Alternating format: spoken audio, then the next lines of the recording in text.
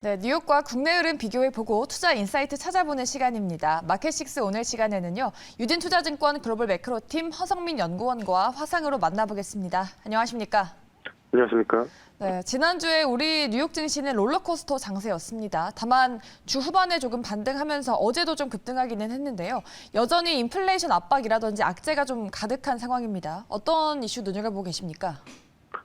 네, 이제 말씀하신 것처럼 이제 지난주 금요일에 좀 빅테크 기업들을 중심으로 강한 반등이 나타나면서 이제 많은 사람들이 이를 특별한 호재 없이 강세를 나타내는 전형적인 하락장에서의 반등인 이 데드캣 바운스로 해석을 했었는데요.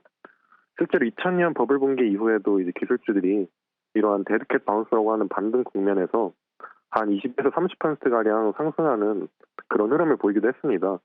따라서 현재 이제 매도세가 어느 정도 일단락된 단계에서 단기적으로는 기술적 반등이 조금 더 이어질 것으로 예상하는 시각이 많이 있었는데 아무래도 오늘 상승 여력이 충분하지 않았던 것 같습니다. 침체 우려에 따른 이제 단기 국채금리 하락세가 나타났고 장 막판에 이제 증시가 하락 전환한 이후에 오히려 낙폭을 좀 확대하는 움직임을 보였습니다. 근데 실제로 이런 단기적인 기술적 반등에 대한 근거가 있냐 하면은 있는 상황입니다. 주가는 이제 실적 그리고 밸류에이션 크게는 이 두 가지의 함수인데 최근의 급락은 이제 실적의 부진보다는 이제 PER 즉 밸류에이션의 하락으로 나타나고 있기 때문입니다. 이 나스닥 지수가 고점 대비 30%가량 하락했고 이거는 이제 비교를 하자면 코로나19 당시만큼 하락폭이 확대된 것으로 볼 수 있습니다.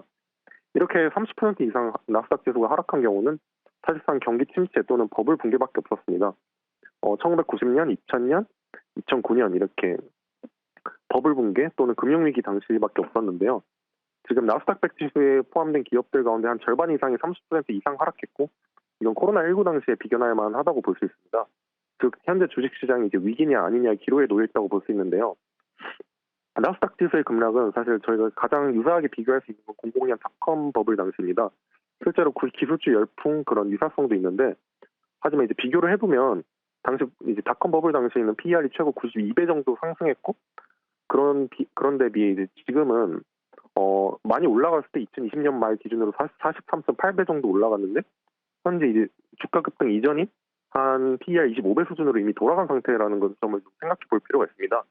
즉 현재 이미 통상적인 주가 조정 수준을 이미 훨씬 넘어섰고 성장주 가격 부담이 이제 점차 완화될 것으로 기대를 할 수 있다는 점에서 어느 정도 단기적인 기술적 반등이 일어날 수 있다라고 사람들이 생각했던 겁니다. 다만 이제 금일 상승 여력이 불충분했던 거는 이제 말씀하신 것처럼 이제 전일 발표된 중국 실물 경제 지표 그런 경제 지표가 좀 좋지 않았고 아무래도 상단을 좀 제한했습니다. 소매 판매는 이제 지난해 같은 달보다 이제 좀 급감을 했고요. 산업 생산도 이제 전년 동기비 오히려 주는 모습을 보였고 이제 고정자산 투자 또한 이제 좀 부진한 모습을 보였습니다. 미국 경제 지표 또한 이제 뉴욕주의 제조업 활동을 보여주는 이제 엠파이어 스테이트 제조업 지수가 마이너스 11.6을 기록하면서 0을 하회했습니다. 이렇게 마이너스를 기록했다는 것은 그만큼 제조업 활동이 위축됐다는 의미입니다. 다행인 건 이제 현재 인플레 기대, 10년 인플레 기대가 3%대에서 이제 더 이상 높아지지는 않고 있다는 점입니다. 이제 코로나19 이후 이제 인플레 기대와 이제 10년 국채 금리 간 벌어진 격차가 거의 해소됐습니다.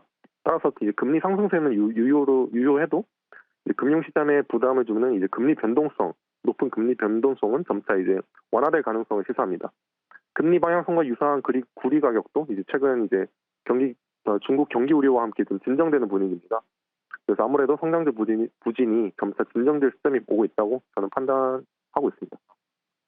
네, 말씀하신 대로 금리가 상승을 하면서 성장주 부진이 좀 이어지고 있습니다. 반대로 에너지주는 오늘 휘발유 가격이 좀 급등하면서 강세를 이어갔는데요. 에너지 섹터 한번 짚어볼까요?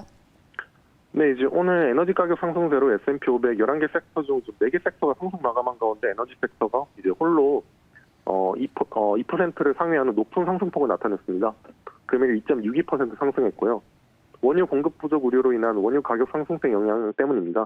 WTI 이제 원유 가격 기준으로 2.4% 상승한 114.20달러를 기록했습니다. 투자자들은 오늘 이제 중국의 경제 지표 둔화에도 이제 이후에 이제 러시아산 원유 수입 금지 가능성을 주목했습니다. 휘발유 이제 선물 가격이 이제 사상 최고치를 경신하면서 원유 선물 가격이 상승 압력을 받은 점도 있고요. 오늘 이제 EU 이제 당국자들이 러시아산 원유 수입을 금지하는 제재안에 조만간 이제 합의가 될 것 같다라고 언급을 하면서 좀 합의 가능성이 커졌고요. EU가 또 향후 6개월간 또 러시아산 원유 수입을 단계적으로 중단하고 내년 1월까지 석유 제품까지 이제 수입을 끊는 6차 제재안을 추진 중인 만큼 이러한 공급 압박은 더 커질 전망입니다.